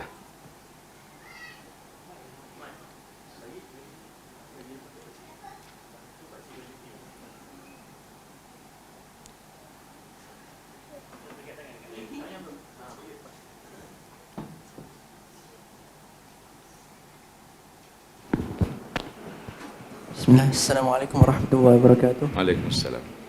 Bilakah seseorang itu boleh bergelar penuntut ilmu? Sebab ada orang bagi tahu orang yang tak belajar bahasa Arab ni masih orang awam. Kita ni orang awam belaka lah. Yang belajar bahasa Arab pun awam juga. Jadi kita mengatakan selagi kita menuntut ilmu, kita bawa kitab, bawa pen, bawa kalam, pergi duduk dalam majlis ilmu, nama dia talibul ilmi lah, penuntut ilmu lah dia. Cuma nak naik taraf darjat, penuntut yang baru, penuntut yang pertengahan, penuntut yang sederhana, kita beza di antara, sebab itulah kata orang yang tak pandai langsung, itu dia panggil orang yang muqallid, ikut je. Apa yang ustaz dia cakap, dia pun buat. Dia pun nak puas hati, dia tanya pula, apa dalil sandaran? Boleh je tanya. Tapi bagi orang yang belajar tinggi sikit, dia panggil darjat dia darjat ittiba'. Darjat dia ni, aku buat ni berdasarkan dalil ni. Dia sendiri tu boleh cari, boleh tengok dalil. Itu dia panggil ittiba'. Tapi nak kata darjat mujtahid zaman kita ini, kata di para ulama, mujtahid mutlak macam imam-imam besar tu sudah tidak ada. Tapi mujtahid beberapa masalah memang wujud. Cuma ulama semasa ni dia tak berani nak kerja seorang. Tak berani nak pandangan seorang. Senang orang cantas. Maka peringkat antarabangsa sudah ada Majma' Al-Fiqhi, akademik fiqh antarabangsa. Di Mekah ada, nama dia Al-Majma' Al-Fiqhi Al-Islami, di bawah Rabitah. Di Jeddah ada juga Majma' Al-Fiqh Al-Islami. Di Malaysia ada juga majlis muzakarah kebangsaan, contohnya fatwa. Ada majlis negeri-negeri, ada panel syariah. Itu semua panel-panel tu dia tak pernah nak buat seorang, sebab ilmu tu bila digabung akan jadi banyak kemantapannya. Jadi kita hari ni pun kalau kata orang yang tak belajar bahasa Arab tidak menuntut ilmu, dia menuntut ilmu. Ada orang yang mula peringkat permulaan ni tak belajar bahasa Arab lagi, nanti dia belajar. Ada yang belajar bahasa Arab dia pandai. Ada yang belajar bahasa Arab pun tak pandai-pandai Arab juga, macam-macam berlaku. Sekarang ni kita tengok, saya kagum dengan pengacara antarabangsa. Tanya awak ngaji mana? Dia kata dia mengaji dalam negeri ya. Kita kata Masya Allah Tabarakallah. Ada yang belajar luar negara, belajar negeri Arab, balik dia punya bahasa Arab tak jadi juga. Jadi kita mengatakan ilmu tu dengan belajar betul-betul ikhlas, kemudian kita memarasah. Kita kena, apa yang kita belajar tu kena praktik. Kalau tidak tak jadi. Ngaji negeri Arab pun tak jadi juga. Duduk ngaji Arab pun duduk bersaing dengan orang Bangladesh je, anta fi anta mafi. Akhir kali semuanya fi mafi belaka. Dia kata senangnya bahasa Arab ni fi mafi. Nah, jadi gitu ya akhirnya. Wallahu a'lam. Jadi kita jangan dah memperkecilkanlah usaha sahabat-sahabat kita nak mengaji. Kita kata mari belajar. Semua belajar ni termasuk dalam talibul ilmi. Man salaka tariqan yaltamisu fi ilma. Nabi kata siapa dia belajar, berjalan mencari ilmu, sahalallahu lahu bihi tariqan ilal jannah. Allah Ta'ala permudahkan jalan nak pergi ke syurga. Nak pergi syurga ni kita kena belajar menuntut ilmu. Sekarang ni timbul soalan, Ustaz, semalam saya jumpa seorang sahabat, dia kata saya dah mula belajar tafsir Quran Abu Anah ni daripada awal Al-Fatihah, sekarang habis surah Baqarah dah. Boleh ke saya teruskan? Sebab ada kontroversi. Ada orang kata tak boleh mengaji tak ada guru. Siapa dia ngaji tak ada guru, syaitan lah guru dia. Kata awak, mau ngaji aku dalam YouTube, muka kat depan tempat tu Abu Anah, mu boleh kata syaitan lah guru dia. Subhanallah, mana boleh. Jadi kita kata, yang ulama kata betul. Man la syaikha, fa syaitan syaikhu. Siapa dia ngaji tak ada guru, syaitan lah guru dia, betul lah. Dia baca benda yang pelik-pelik. Baca hadis-hadis ni perlu kepada huraian, perlu kepada penjelasan. Tiba kita baca hadis pakai jumpa mata dia pakai jadi dulu. Tak boleh lah gitu. Kalau baca ayat Quran, apa jadi? Tuhan kata faqtulul musyrikin, pergi bunuh semua orang kafir. Kita bawa pedang, bawa senapan, habis orang kafir kita bunuh. Betul? Lah, dia ada huraian dia faqtulul musyrikin bila, waktu bila tu. Kemudian Allah Taala suruh juga kita buat perdamaian. Jadi macam-macam hadis, mana tak boleh kita baca. Jadi kita kata orang yang belajar tak ada guru, syaitan guru dia, betul lah sebab dia tafsir sendiri. Jadi kita ni ada guru, cuma guru di alam maya. Jadi kita ni ada alam nyata, ada alam maya. Macam-macam ada alam dulu. Dulu dua ya alamnya, alam barzah dengan alam kubur dengan alam dunia. Lalu ni ada alam maya satu lagi. Baru timbul ni mazhab baru ni. Dia panggil mazhab alam maya. Sekarang ni orang ngaji dalam kelas pun tak mari dah, dia pakai Zoom. Dia kata, kenapa tak ramai mari pak kuliah ni? Dia kata kita duduk rumah pun ngaji juga. Jadi kalau nak suruh ramai, tutup dia punya live ni. Marilah ramai orang. Baru dia jadi dah. Kita ramai dah dia punya satu fenomena baru. Ada hak semayang masjid tapi dia balik dengar kuliah di rumah. Dia kata duduk di masjid masalah. Jadi dia dengar kuliah dua, dia dengar kuliah hak dia nak dengar itulah. Jadi kita kata rugi. Sebab dalam hadis Nabi SAW, Nabi kata siapa dia solat berjamaah, kemudian dia tunggu solat yang kedua, macam kuliah maghrib tu, dia tak balik, di antara solat dengan solat satu lagi, malaikat akan doakan dia, Allahumma ghfirlahu, Allahumma arhamhu, dan ditulis pahala solat sampai ke dia balik. Dia tulis pahala solat sampai ke dia balik. Jadi kalau balik rumah rugi tak? Putus. Habis saya nak dengar ustaz ngajar. Dia bodek kita. Kata ginilah, boya telinga ada kan? Nah, kita bawa pakai sebelah sini, tengok Abu Anas, sebelah lagi tengok ustaz depan. Kalau ustaz bawa cerita palsu, dua-dua masuk dalam telinga belakang. Selesai masalah. Ustaz ni mula nak ngata orang kau contohnya. Pakai masuk dua-dua dalam telinga, pakai tak dengar dia tu. Tapi pahala duduk dalam majlis ilmu tu ada. Pahala dalam masjid ada. Jadi kita tidak rugi. Jadi kenapa anda teknik ni sebenarnya kita ni banyak kerugian pahala dengan sebab teknikal salah. Orang di mahkamah pun kalau kena teknikal lepas tak ada 2-3 tahun penjara lepas. Sebab apa? Sebab salah teknikal. Sebab itulah Nabi sendiri ajar dalam ada teknikal ni.